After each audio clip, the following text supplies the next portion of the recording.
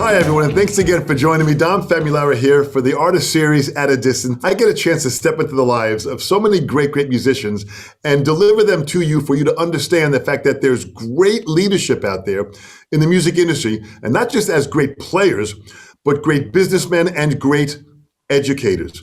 And this is someone that we have pretty special today. I want to introduce you to you and welcome, please, Greg Howe. How are you? What's happening? Good to be here. Greg, thanks so much for joining me. This is so great to have you here.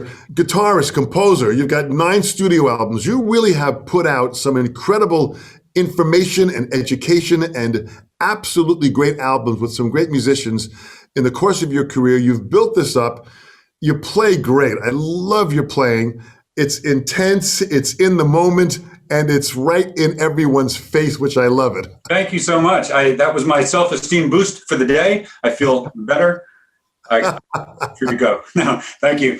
Just to clarify, so I have 10 solo albums. 10 solo albums now. For whatever reason, Wikipedia has an album that I did called Extraction with Victor Wooten and Dennis Chambers as a sort of collaboration. Thank you. It sounds like that because those guys are so, they did such an amazing job. And the way that the artwork is on it, it sort of looks like, I'm not even in the middle really. So I don't know how that happened, but Wikipedia has had that wrong for a long time. But so it's actually 10 studio albums. And then there was 2 I did with Richie Kotzen and 2 other albums I did with my rock band called Howe back in the day. Yeah. With my brother on vocals. That was a rock band. And then also I had a band called Marigold a few years ago. So really it would be 15.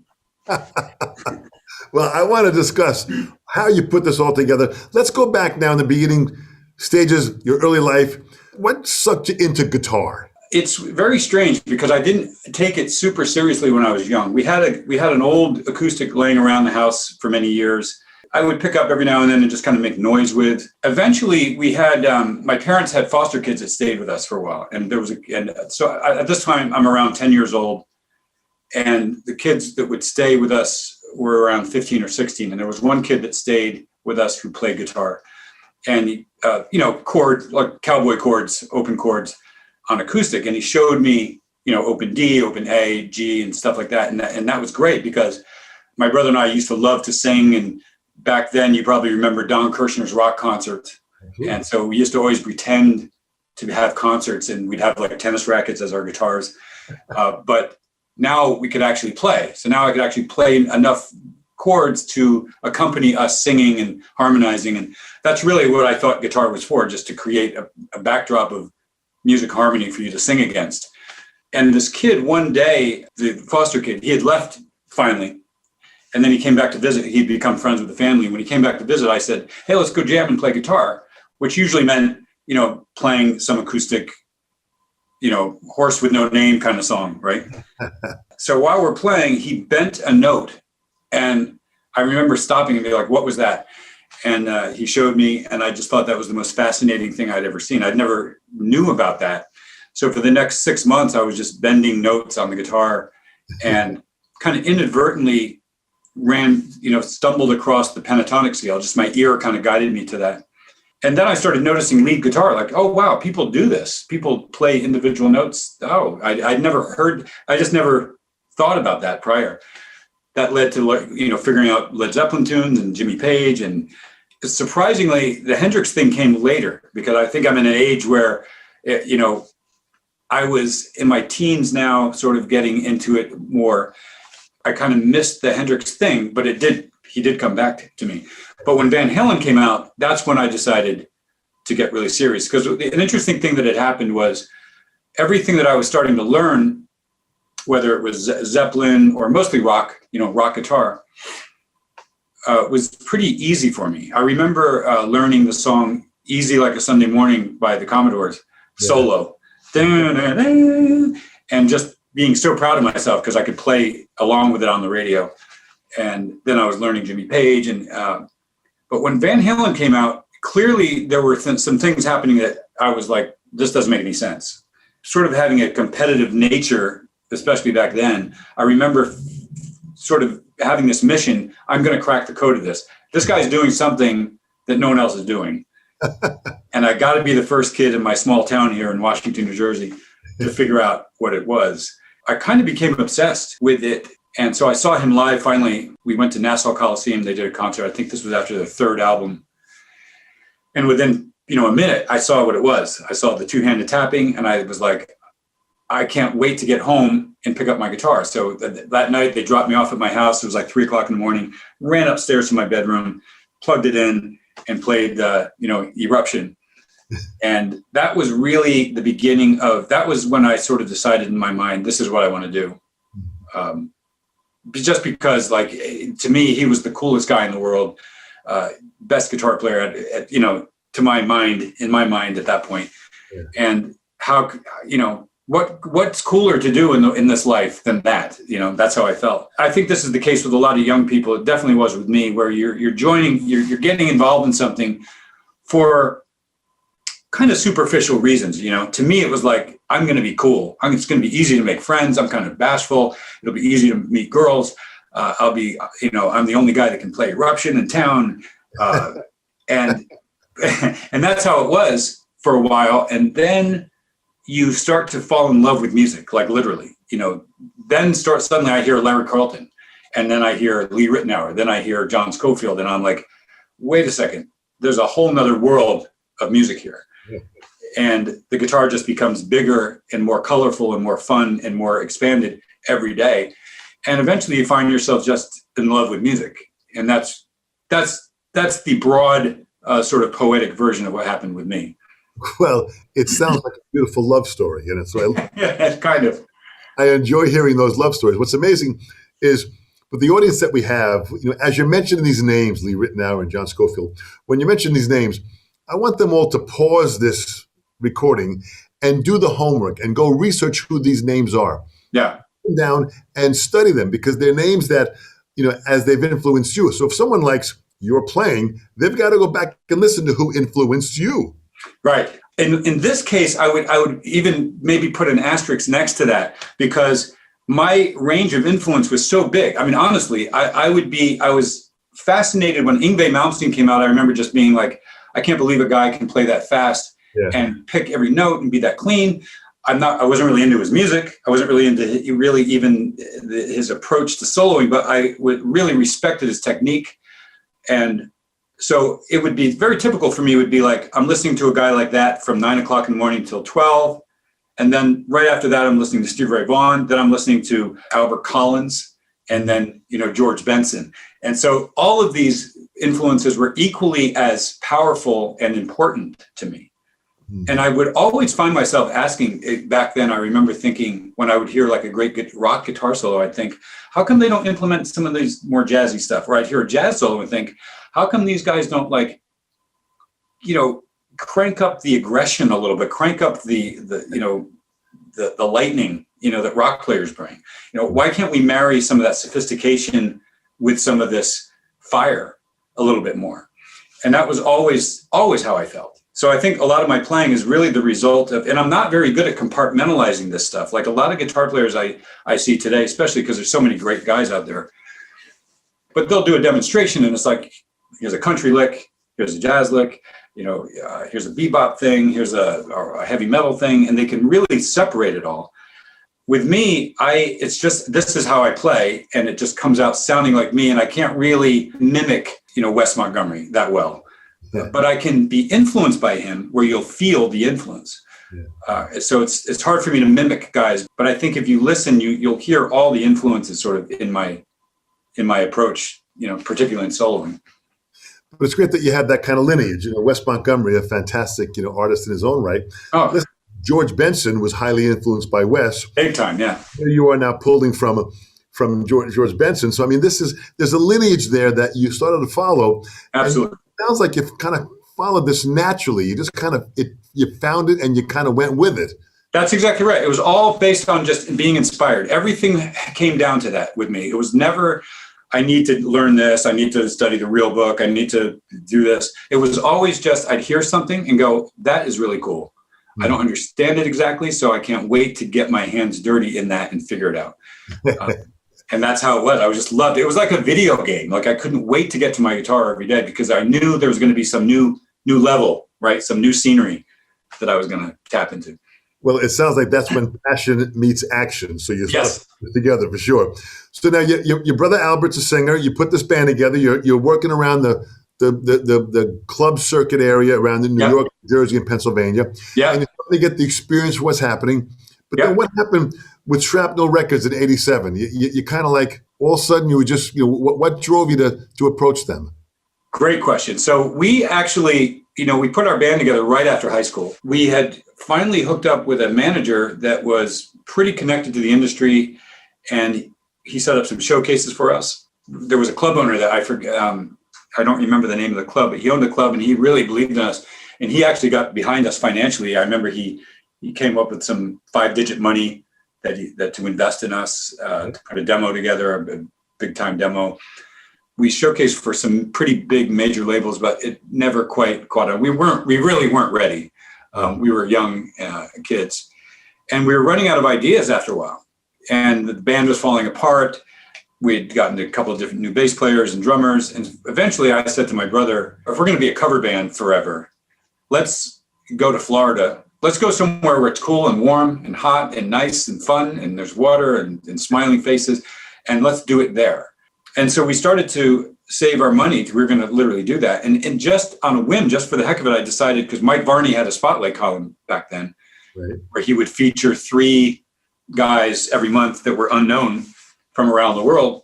So I just, for the heck of it, put a demo together really quickly and sent it to him, fully not expecting to hear anything back from him at all.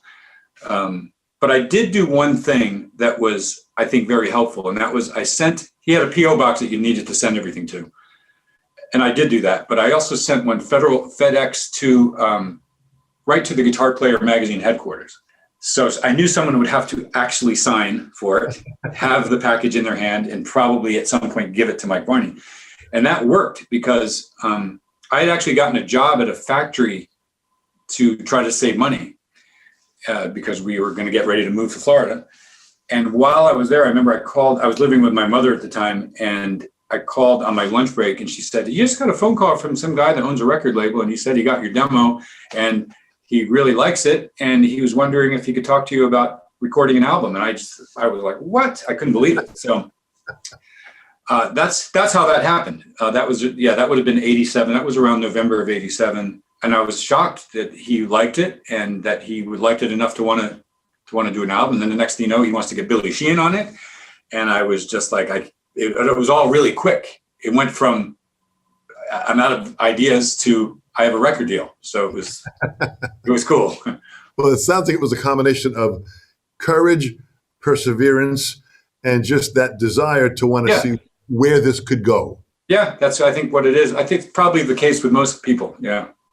But what a very healthy way to live. I mean, you believe in who you are and what you do in your music, and you're pushing yourself to that next level. It is true. It is, and I think one of the blessings for me is that, my father, who, bless him, but he was like most fathers, where he would always say to me, if you want to do this guitar thing then go for it, but you really should have a real career to fall back on in case you should really study law or something. And I knew in my mind that if I have something to fall back on, I probably will. So I don't want that. I want to have to make it. I want to set myself up so that I'm not happy unless I'm doing this. I knew that this was in me. Music was just part of who I was. And that no matter what else I was going to be doing for a living, if music wasn't involved in it, I wasn't going to be happy. So it wouldn't matter if I'm making a lot of money. It's not going to, you know what I mean? The money, the happiness is the money. That's where the money is. So yeah, I think that also helped. I was kind of fearless. I was just sort of like, I'm going all in, But there's something about, as with myself in my life, there was no B plan.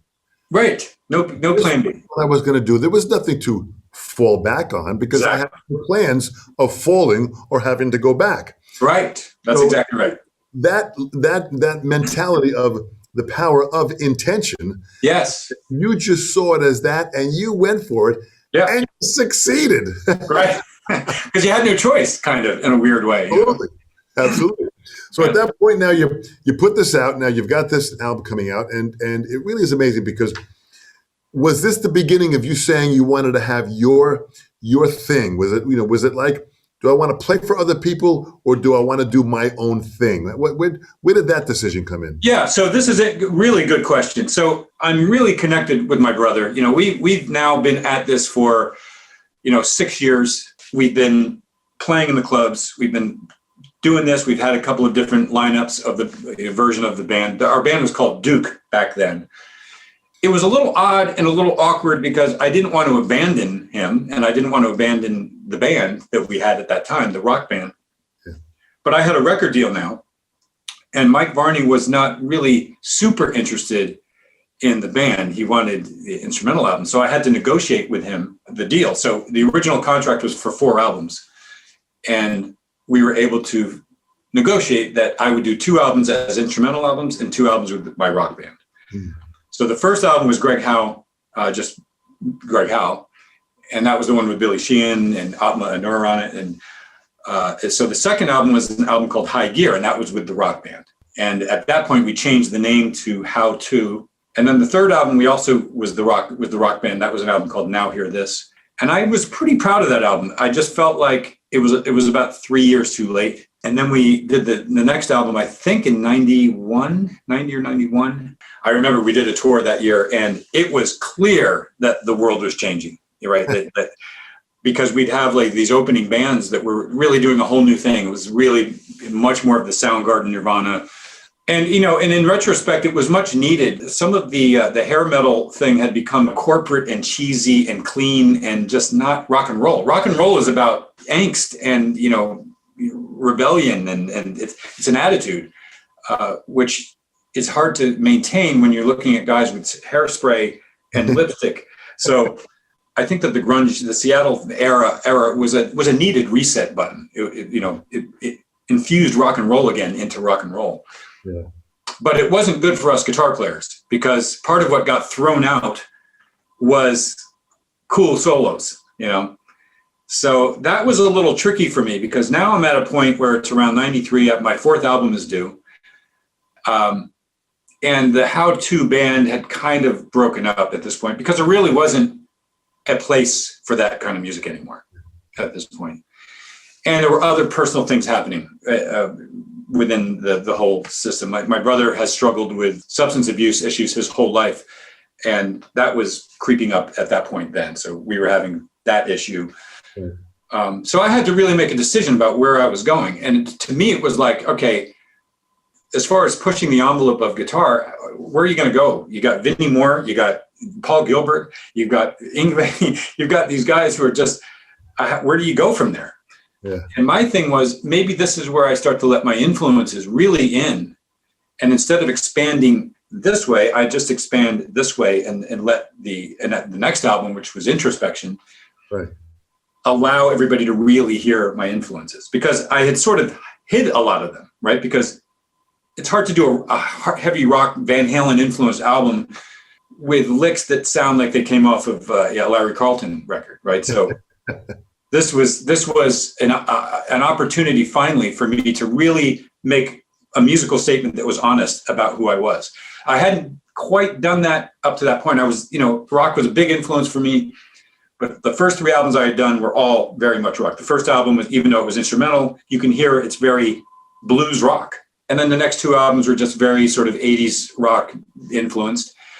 But Introspection was the first time I got to be real about my influences and also the Shrapnel Records was changing a little bit then. They had the blues sort of sector of it. They were expanding more. They weren't so, it wasn't such a narrow, heavy metal thing anymore. They were open to other genres and influences.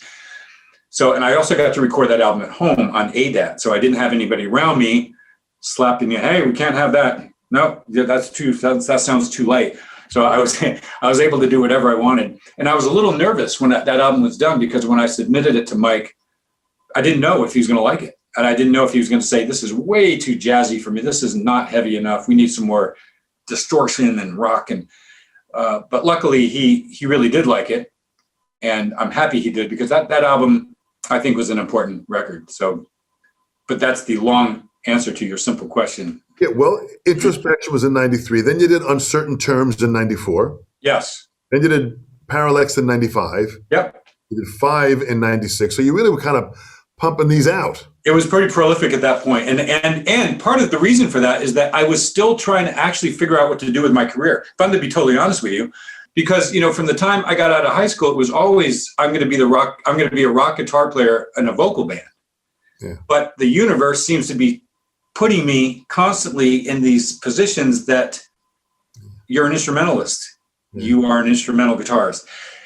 And so it was a strange era for me, the 90s, even though it was a prolific era, because I didn't really feel like I had much else to do other than just write some new songs and put some new stuff out.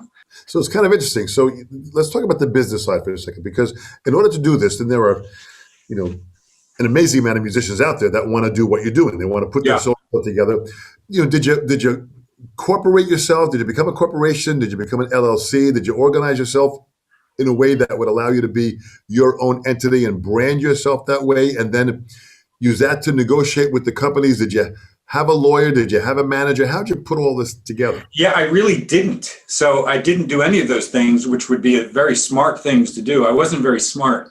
Again, even the business end of things, I was trying to figure out. Years later, after I signed the original contract, if Mike Varney, if you're watching this, I'm sure you'll understand. He and I are good friends, but his original contract was like 50 or 75 pages of a bunch of legal terminology that I had no idea of anything about. And I took it to a lawyer that I knew at the time, but who wasn't a music attorney. So it was just and then later when I started to understand these things more, because, you're around these contracts a lot, I remember thinking, why did I sign? Really? You signed with that clause in there? You didn't have that change? No, I didn't have those things in place, and it would have been nice to do so. So that was another thing. The entity Greg Howe was really just me, and it wasn't LLC. It wasn't incorporated. It was just me sort of hustling, trying to figure out, hey, you got a gig available? You got this going on? Luckily, one of the things that happened that propelled me into a new era was Jennifer Batten started to talk. Jennifer Batten, I met her at a NAMM show, and she's an amazing guitarist. Yeah. And she was playing with Michael Jackson at the time, and she said, "I'm a fan of your playing." And I, of course, said the same thing. And she said, "I've been doing this Michael Jackson gig for a while, and I'm thinking about leaving for whatever reason. And if I do, I think you'd be the ideal guy to step in." And so that was big, because that eventually did happen. It was brief, but it was huge, because it sort of propelled me into this new era where I was doing a lot of the gigs with these big pop artists. Yeah. And that was a very lucrative era. So that was great for me, especially at that time, because I was kind of struggling. I was, all I was doing back then with Parallax and Uncertain Terms and all that was really just kind of living at home, recording in my little home studio, and then teaching private lessons. That was it. That's how I was making a living.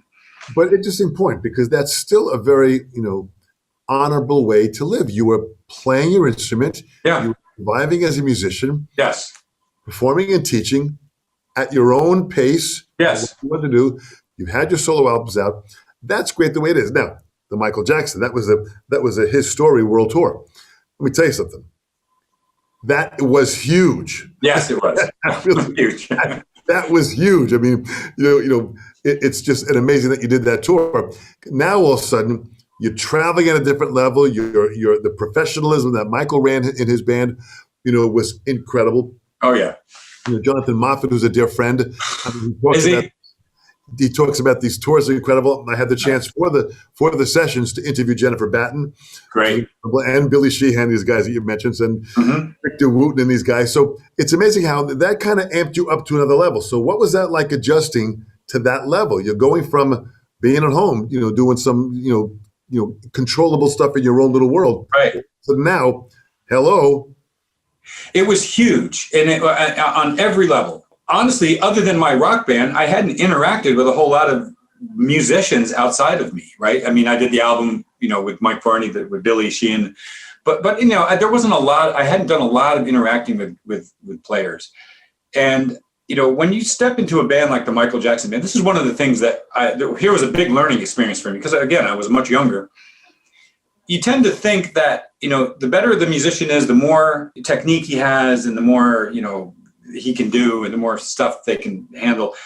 And then when you get into a band like Michael Jackson, you realize that one of the things that these guys have, these top level musicians, is actually the ability to restrain. It's this constant exercise and restraint. It's putting all that talent into making it groove, making it feel right, not showing off, but making the song show off. Yeah. And that was a new level of understanding. The guitar player in that band, the rhythm guitar player in Michael's band was a guy named David Williams, who had played on all of the tracks, all of the classic, Michael Jackson tracks on Off the Wall and Thriller, all that super funky pocket stuff. And man, I'm going to tell you the truth. When I stood next to him, because I had to stand right next to him, and I was the lead guy, sort of, and he started playing rhythm, I'll never forget, the hair on my arm stood up. I'm like, it never occurred to me that was an art form, that you could master. I mean, he was literally blowing my mind with rhythm guitar. And so I was learning this, Jonathan Moffett, blowing my mind with 2 and 4, right? I mean, just laying it down in a way that your whole body feels it. So this was something that was new to me. This was like, whoa, this is what seasoned musicians, this is what the real deal is. It's not about how many arpeggios you can play necessarily. It's about how effective you can be at conveying an emotion to the listener, conveying a feel. It was a whole nother level of understanding. It was a graduation. That learning curve, so to speak, can happen if we are willing to be open-minded. Yes. Allow it to happen. Right. That's right. It sounds like you kind of allowed it to happen. You allowed this information to come to you and inspire you and lift you. Yeah, I don't reject anything. As a matter of fact, I can remember when the grunge thing started to happen. Of course, all my heavy metal buddies were like, "Oh, dude, this sucks. This is lame." Yeah. And I remember really sitting down and listening to it, and I became a huge fan of Soundgarden.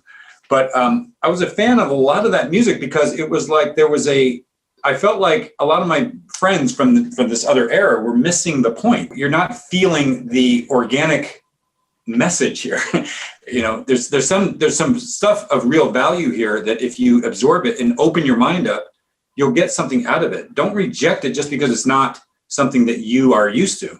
Yeah. That's seems like such a common human trait, that to just instantly reject something because it's not part of your world at that point. So yeah, I don't reject anything. I'm open to everything. I love everything musical. I mean, I walk into a music store and there'll be some 9-year-old kid screwing around, stumbling around on a guitar, and he'll accidentally do something that will make me think, I wonder if, it'll give me an idea a lot of times. I'll be like, hey, I never tried. I like what, I hear what he almost did there. When I get home, I'm going to try something. So everything influences me. That level of open-mindedness can be adapted not only in our music industry, but in religion and politics. Everything, yes. Yes. That world of acceptance to be open-minded, to at least listen. That's what I love about musicians. They are willing to kind of take in and just learn and be influenced by it, even if they don't understand it or even agree with it. Exactly. Even if you don't agree with it, you can still, there are certain songs that are pop songs that are pretty tough for me to enjoy because they're just so predictable and so kind of generic. And at the same time, there's another part of my brain that can say, I understand exactly why this is a huge hit, and I know why people like it. So I know exactly what this is. I'm not into it, but I understand its beauty and it's at what it is. You know what I mean? I understand why it's important. Well, that's fantastic. But you went on to play with Christina Aguilera, Rihanna, P. Diddy, Salt and Pepper, Justin Timberlake. You really kind of started to open up and do more freelance, so to speak. Yeah, this was all due to a guy named Kevin Antunes, he was very helpful at getting me a lot of these gigs. He was the music director for Britney Spears. I think Backstreet Boys at one point, NSYNC. He went on to be the music director for Justin Timberlake for the first few tours. And he was connected with Johnny Wright Management, who was connected with P. Diddy and some of these other big artists. So, and he really believed in me. He really enjoyed my playing. So he would always get me on these gigs. So I'm very grateful to him because it was really a great learning experience. It did get old finally, and I did walk away from it because I realized that being an artist, being a creative artist really is in my blood. I have to, it's fun to play bar chords for a 22-year-old pop star and then travel around the world and get paid a lot of money. And if you're a single guy, then that can be more fun sometimes. But at some point it got back to me, it overtook me that this isn't really enough for me. I have to be creating. I have to be part of the creative process. And that is what inspires me, even more so than guitar. I mean, if guitar playing for some strange reason became outlawed in the world, I would still very much be creating music. That was one of the things I learned, was that, actually guitar is sort of, music is everything. Guitar is here. It's probably second, but it's not, it's a kind of a distant second, I love listening to bass players. I love listening to drummers. I love just sitting. Sometimes I'll listen to an album, just sit down and listen only to the drummer for the whole album sometimes, because it's just everything that fascinates me about music.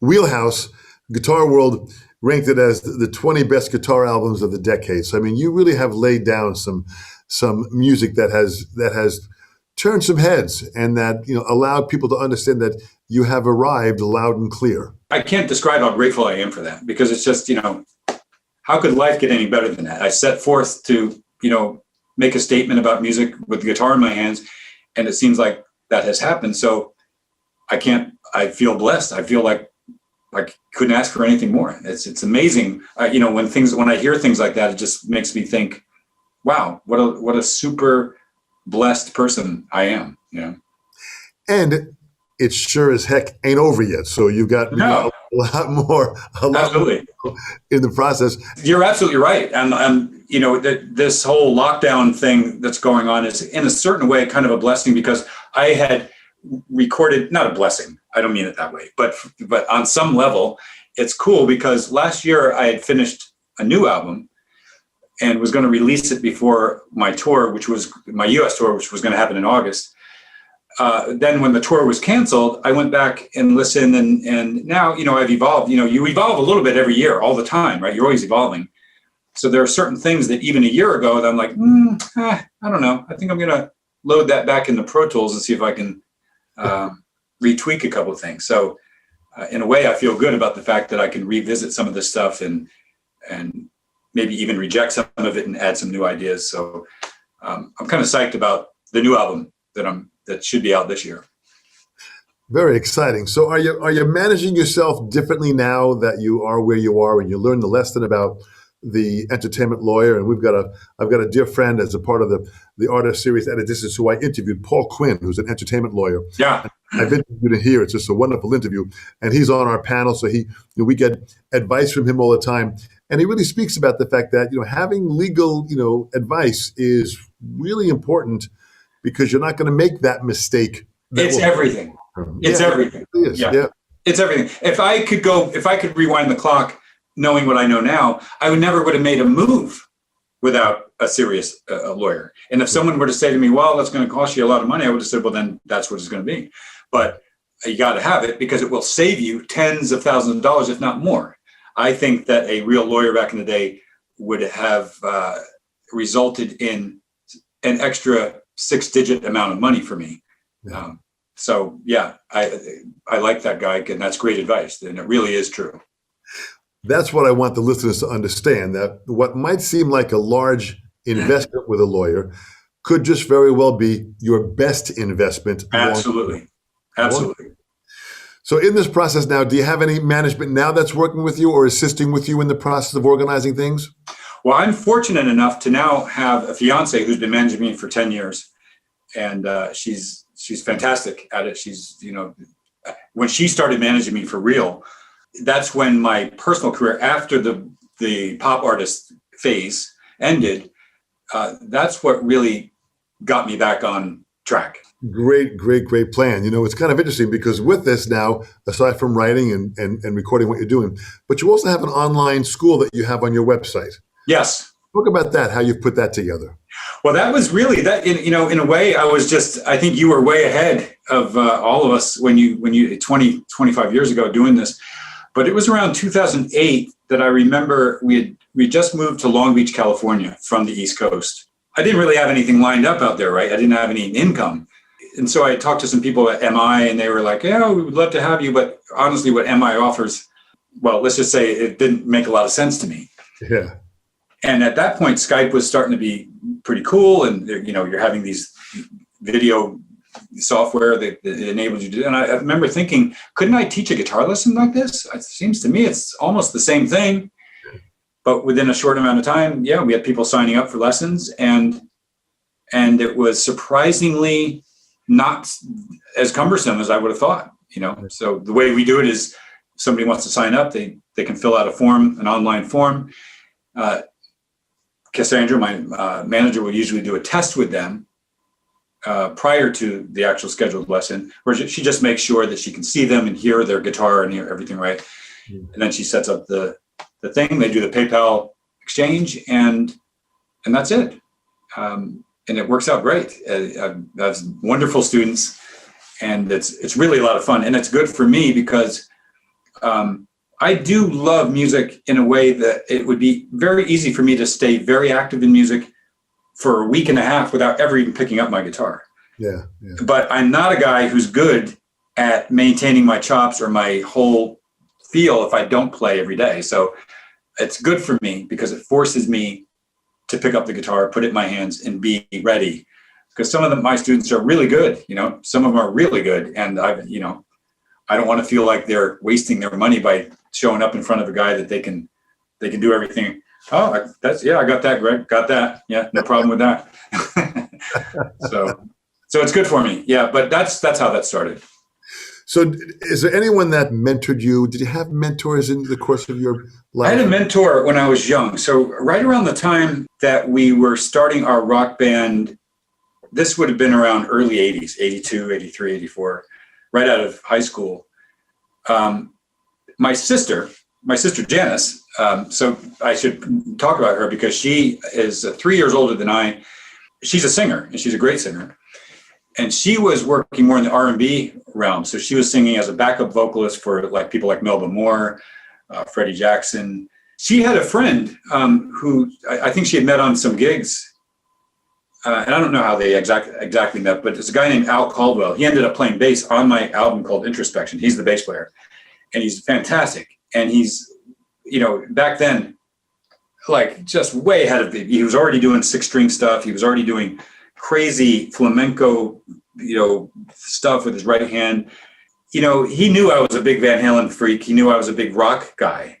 He's the guy that got me to listen, started saying, you got to listen to George Benson. Listen to the harmonica solo at the end of Isn't She Lovely? Listen to these melodies. Listen to, try to play what you actually hear in your head, and try to hear something that actually has meaning, not just, no offense to these rock players that you listen to, but try to understand that there's another level of there's another meaningful level of improvisation that has more to that's not just about here's some shapes that I understand can work over these chord changes, and here's some licks that I've practiced a lot, but really make this stuff mean something. So he would we'd jam together, and he would do things like this, and I do this with my students to this day.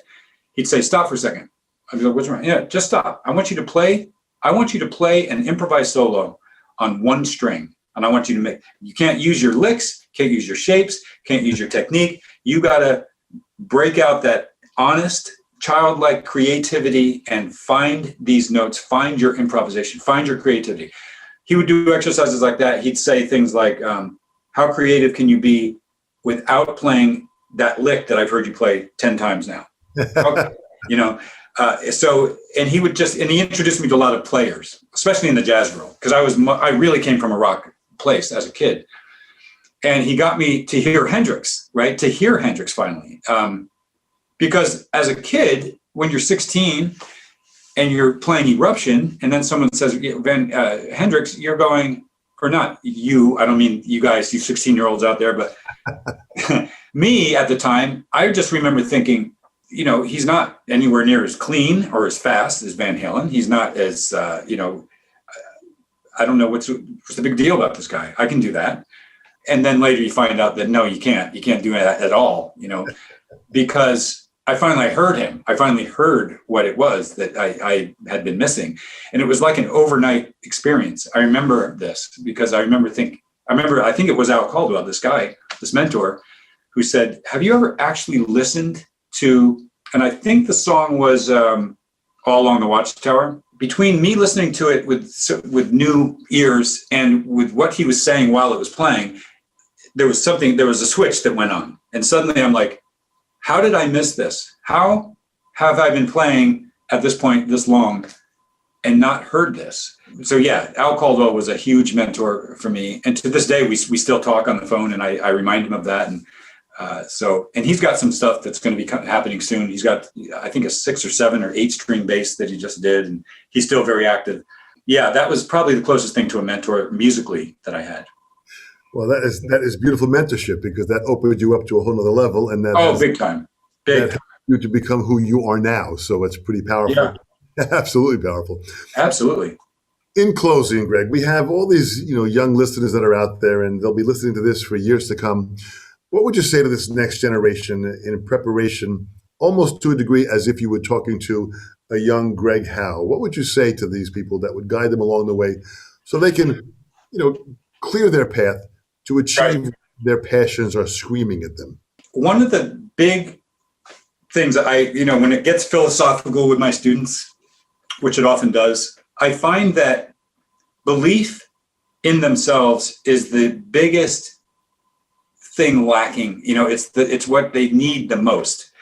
I see a lot of younger guys coming out today that are going one of two directions. They're either just cloning everything that's been done, or they're really innovative. Some of these new young kids with the neo soul approaches and these really cool expressive things, it really makes me happy to see that happening, because you can tell that these are people who are fearless about their own interpretation of things.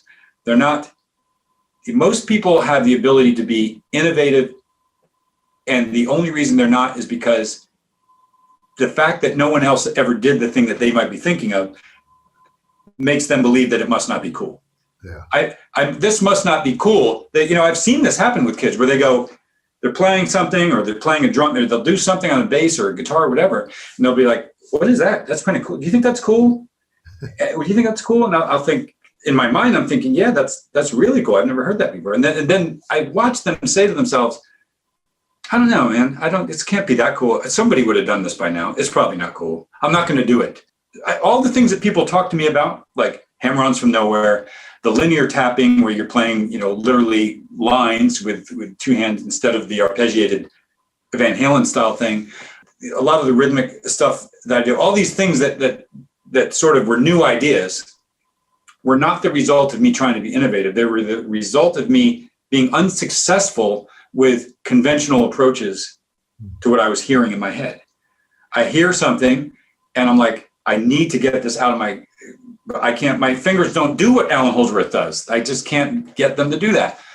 But somehow I know there's a way that I can get that sound to happen, and I'll just find a way.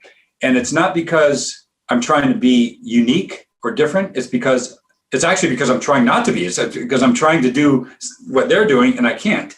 So the best innovation comes from people who are looking for a solution to something. They're not looking to just be innovative.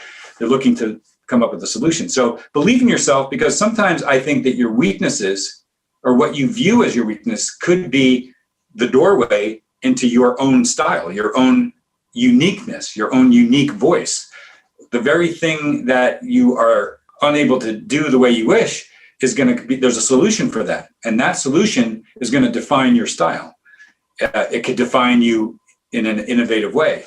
That, I think, is important. The other, and I think on a broader scale, love this so much that there's nothing else that you'd be willing to do with your life, as a career. Love it that much, because if you don't, you're probably going to struggle.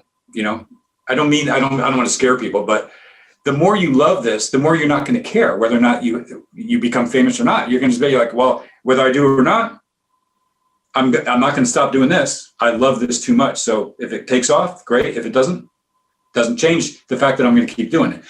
And the weird thing is, the odd thing I've noticed is that when you really kind of don't care about success, that's when you become successful, because you're not doing it for success. You're doing it for the love of it. And that is what people hear. That is what people feel. And that is what causes success. When people watch a great artist on stage who's blowing minds, you'll notice that they're not playing to impress you.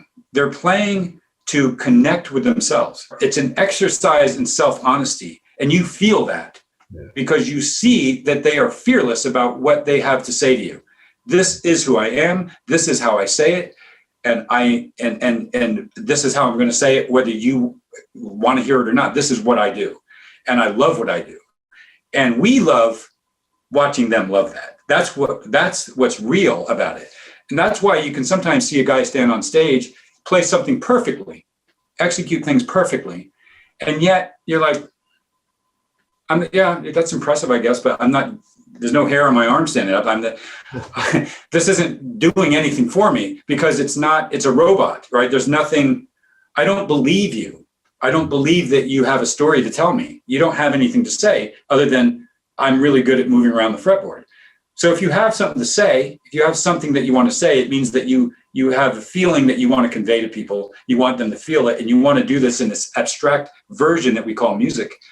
So be honest, love it, and be fearless about what you do. Don't need someone else to have already done it in order for it to be validated.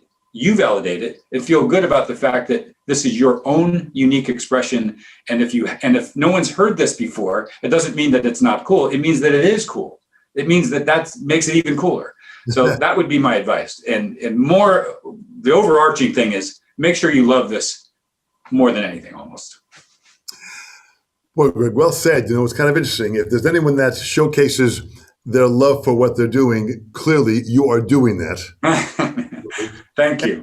If there's any time that when you say to allow these doors to be open, you have absolutely opened up doors, and you have walked through it with pride and the honesty of wanting to share who you are, and that Greg Howe comes out in every note that you play. So you have found just that ingredient that allows you to deliver you every time you play. I really appreciate that. That's a huge, that means everything to me. And I really thank you so much. But that is the truth. It really is. That is fantastic. Well, I thank you so much. The Artist Series, when we do these sessions and we have a chance to step into your world, it's so great that you have allowed us to enrich, empower, and educate all these young players.